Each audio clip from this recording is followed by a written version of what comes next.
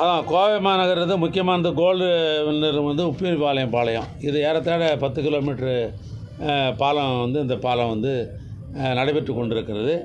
இந்த 10 கிலோமீட்டரும் கீழே அந்த ட்ரெயின், அதான் நடைபாதையோடு கூடிய ட்ரெயின் வந்து 1.5 மீட்ரு அது ஒரு பக்கம் பணிகள் நடைபெற்று கொண்டிருக்கிறது. இதில் 8 இடங்களில் வந்து இறங்கு பாலம் ஏறு பாலம் வந்து அந்த பணிகளில் வந்து ஒரு பாலம் வந்து இறங்க பாலம் வந்து நீதிமன்றத்தில் இருக்குது. மீதி 7 இறங்க பாலத்தில் வந்து 5 பாலங்கள் முடிந்து விட்டது. இன்னும் 2 பால பணிகள் இன்னும் 15 தினங்களில் அது முழுமை அடைந்துடும். இது அந்நில் மேக்சிமம் எல்லாம் முடிச்சிட்டோம். 95% பணிகள் முடிந்து விட்டது. இன்னும் 5% பார்த்தீங்கன்னா ரயில்வே ட்ராக்கு.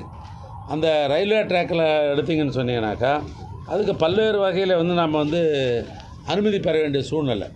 அது மாவட்ட ஆட்சியர் தொடர்ந்து அவருடைய முயற்சி, எங்களுடைய பொறியாளருடைய பெரும் முயற்சியின் காரணத்தினால் ரயில்வே துறை வந்து இப்போ வந்து அனுமதிச்சிட்டாங்க. அந்த ரயில்வே துறைக்கான மாத்திரம் பார்த்தீங்கன்னா பெரிய கருடர் வச்சு தான் நம்ம வந்து பண்ணணும்.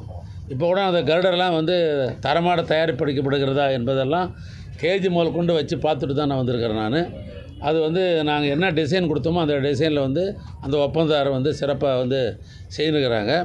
அந்த பணிகளை கூட பார்த்தீங்கன்னாக்கா இது ஹைட்ராபாட்டா கம்பெனியை சேர்ந்த வால்சன் கம்பெனி வந்து அவங்க தான் வந்து அந்த பணிகளை செஞ்சு கொண்டிருக்கிறாங்க. அதை கீழே செஞ்சுட்டு வந்து லிஃப்டிங் பண்ணி மேலே எடுத்து வைக்கிறது தான் அது வந்து குறிப்பிட்ட ஒரு 3 டெக்கு வந்து இருக்குது அதில். இப்போ இந்த ரயில்வேடைய போர்ஷனை வந்து இந்த கருடரை தூக்கி வச்சு இந்த பணிகளை முடித்தா தான் அந்த பகுதியில் இந்த பகுதியில் இருக்கிற 2 டெக்கை வந்து முடிக்க முடியும். ரயில்வே பணிகளுக்காகத்தான் நான் 2 பக்கம் டெட்டு நான் வச்சுருக்குறேன். ஏன்னு கேட்டால் லிஃப்டிங் மிஷின் அங்கேருந்து தான் நாங்கள் தூக்கி வைக்க முடியும். அதுக்கு வேண்டி எல்லாமே ப்ரீகாஸ்ட்லாம் பண்ணி ரெடியாக இருக்குது. அதனால் வந்து முதலமைச்சருடன் சரி நேற்றைய தினத்தில் இதையும் கேட்டார். கோயம்புத்தூரில் வந்து எப்போ வந்து இந்த அவினாசி பாலம் முடியும் அப்படின்னு நேற்று ஆய்வுக்கூட்டத்தில் முதலமைச்சர்கள் கேட்டார்கள்.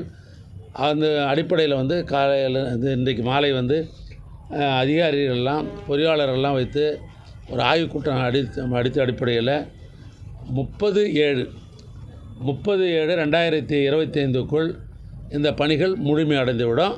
அதற்கு பின்னால் முதலமைச்சருடைய இசைவை பெற்று முதலமைச்சர் அவர்களே இந்த பாலத்தை வந்து திறந்து வைப்பார்கள்.